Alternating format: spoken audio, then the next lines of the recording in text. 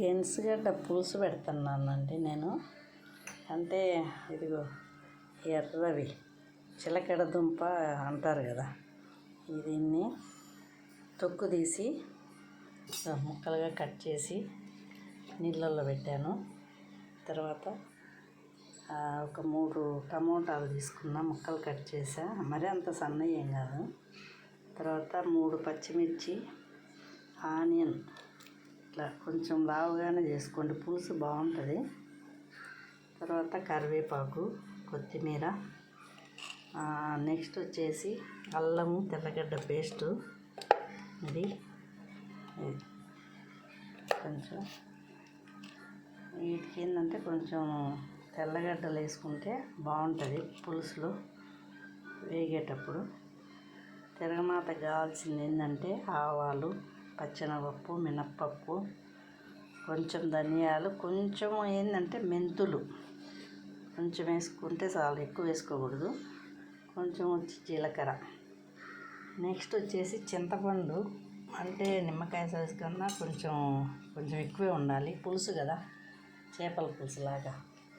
అదే కలుపుకోవాలి నానబెట్టుకొని కడిగి.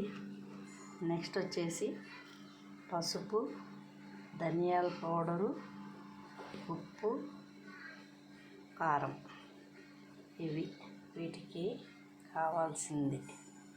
నెక్స్ట్ వచ్చేసి బాండలు పెట్టుకోవాలి. బాండలు దాబరు ఏదో స్టవ్ వెలిగించా, కొంచెం ఆయిల్ వేసాను.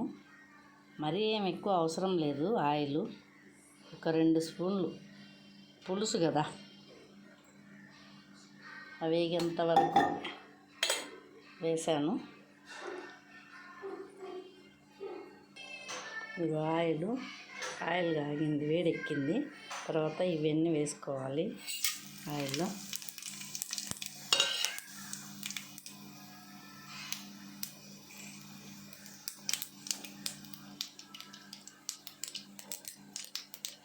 చిటపట్లాడుతాను. తర్వాత పచ్చిమిర్చి వేసుకోండి.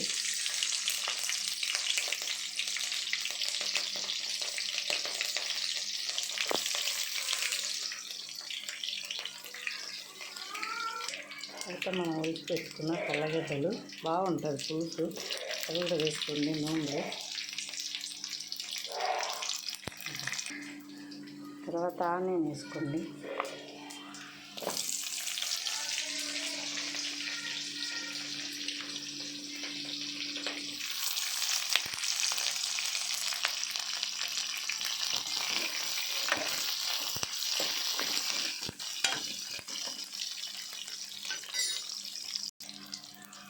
వేగిన తర్వాత కరివేపాకు, కొంచెం కొత్తిమీర,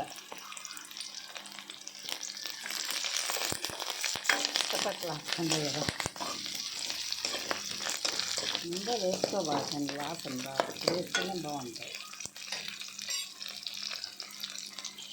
నెక్స్ట్ వచ్చేసి మనం దవి పెట్టుకున్న టమాటా, బాగా గ్రేవీ కావాలి కదా, చాపలాగా బాగుంటుంది. లావులాగా టమాటా, లావులాగా కొంచెం పెద్దగా ఆనియన్ ఇంకా ఉంటే బాగుంటుంది. ఇదంతా కొంచెం మగ్గనిద్దాం. చూడండి, బాగా ముక్క ఇట్లా వేగిపోయి టమాటా కూడా ఒత్తితే మెత్తగా కావాలి బాగా.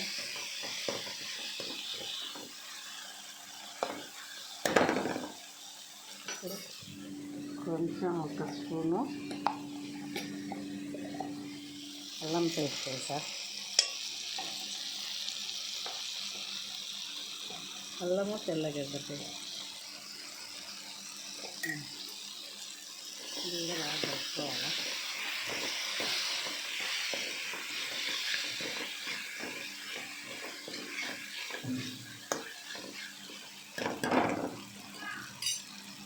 నెక్స్ట్ వచ్చి పసుపు వేస్తున్నాం.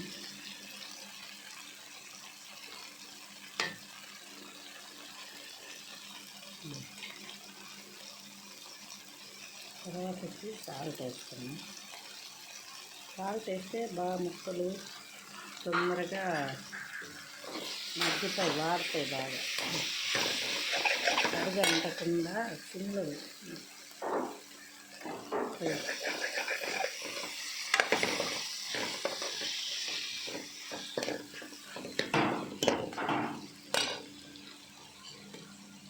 ఇప్పుడు కారం పొడి వేసుకుందాం.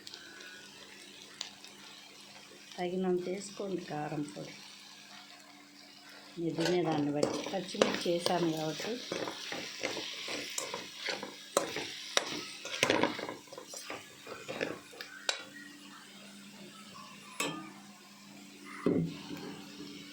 తర్వాత దుంపలు వేస్తున్నా.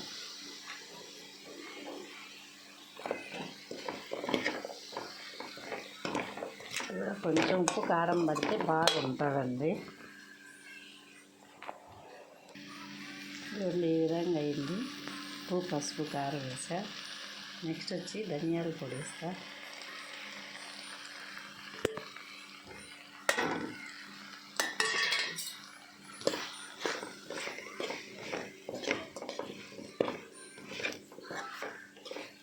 బాగా నూనెలో వేస్తే బాగుంటుందండి. లాస్ట్న వేసుకుంటే అంతగా బాగుండదు. కొంచెం ఉంచుదాం అట్లా. ఇలా అయిపోయింది. నెక్స్ట్ వచ్చి చింతపండు పులుసు కలిపి పెట్టుకున్నాం కదా, మనకు కావాల్సినంత చింతపండు పులుసు పోసా.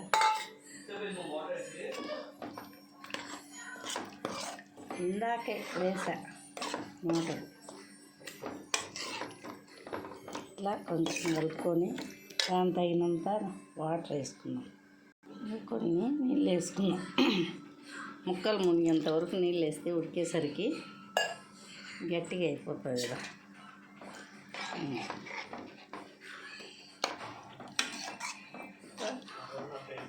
మూత పెట్టి తర్వాత చూద్దాం. సిమ్లో పెట్టుకుందాం. ఇదిగోండి ఫైనల్కి వచ్చింది. గెంచుగడ్డ పులుసు బాగా దగ్గర పడింది. ఇప్పుడు ఏంటంటే కొంచెం గరం మసాలా పొడి వేసుకోండి. కొంచెం దించబోయే ముందు కొంచెం వేసుకోండి, బాగుంటుంది. ఫైనల్గా కొత్తిమీర. అంతే, కూర రెడీ అయిపోయిందండి. రండి భోజనం చేద్దాం.